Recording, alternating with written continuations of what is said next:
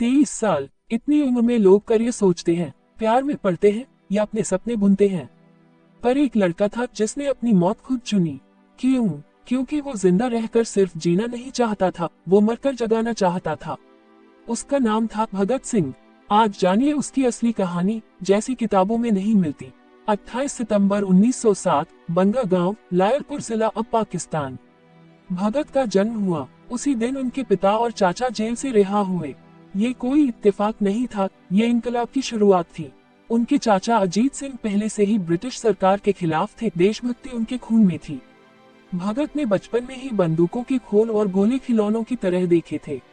1919 में जब जलियांवाला बाग हत्याकांड हुआ, भगत सिंह सिर्फ 12 साल के थे। वो अकेले अमृतसर गए और वहां की मिट्टी को बोतल में भरकर घर लाए। उन्होंने कसम खाई, जब तक इन अंग्रेजों से बदला नहीं लेंगे, चैन से नहीं बैठेंगे। लाहौर के नेशनल कॉलेज में दाखिला लिया।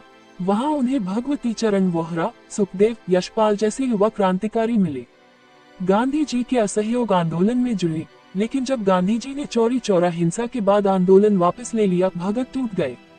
तब उन्होंने लिखा, क्रांति तलवार से नहीं, विचारों से आती है। उन्होंने मार्क्स, लेनिन और भगवत गीता सब पढ़ा और खुद को तैयार किया क्रांति के लिए। एक बार भगत सिंह को अंग्रेजों से बचना था। उनके पास एक बंदूक थी जिसे वे साथ नहीं रख सकते थे। उन्होंने एक किसान से कहा, आपके खेत में हल चलाने की जगह है क्या? किसान ने इजाजत दी। भगत ने खेत में बंदूक को मिट्टी में दबा दिया और उस पर हल चलवा दिया। किसान को लगा कोई बीज बोया गया है, पर वो बीज नहीं था, वो था विद्रोह का बीज।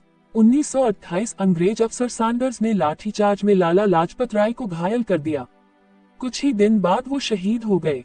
भगत सिंह ने कहा, अगर हमने बदला नहीं लिया तो इतिहास हमें काय कहेगा। राजगुरु, सुखदेव और भगत सिंह ने मिलकर सैंडर्स को गोली मार दी।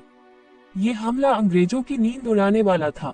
1929 दिल्ली असेंबली। भगत सिंह और बटुकेश्वर दत्त ने वहां बम फेंका।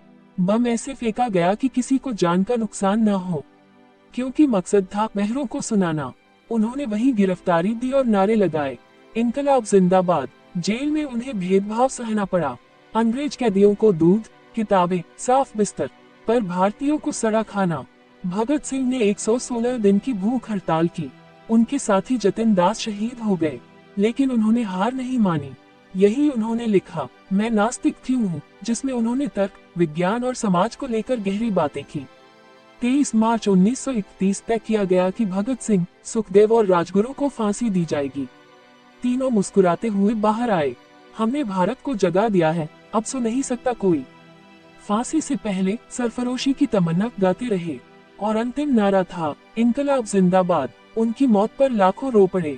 ब्रिटिश सरकार को लगा था लोग डर जाएंगे, पर उल्टा हुआ। हर गली में भगत सिंह अमर रहे गूंजने लगा। आज भी वो युवाओं के लिए आदर्श हैं, जिन्होंने धर्म, जाति, वर्ग से ऊपर उठकर सोचा, केवल आजादी और इंसानियत के लिए। आज हम आजाद हैं, लेकिन क्या सच में? क्या हम उस भारत में हैं जहां समानता है? क्या हमारे अंदर वो हिम्मत है कि अन्याय के सामने खड़े हो सके, जैसे भगत सिंह खड़े हुए थे? अगर भगत सिंह की ये कहानी आपके दिल को छू गई, तो एक वादा करिए कि इस आजादी की कदर करेंगे। इस वीडियो को लाइक कीजिए, देशभक्ति फैलाने के लिए शेयर कीजिए और ऐसी ही सच्ची कहानियों के लिए सब्सक्राइब जरूर कीजिए। इनकलाब जिंदाबाद। जय हिंद।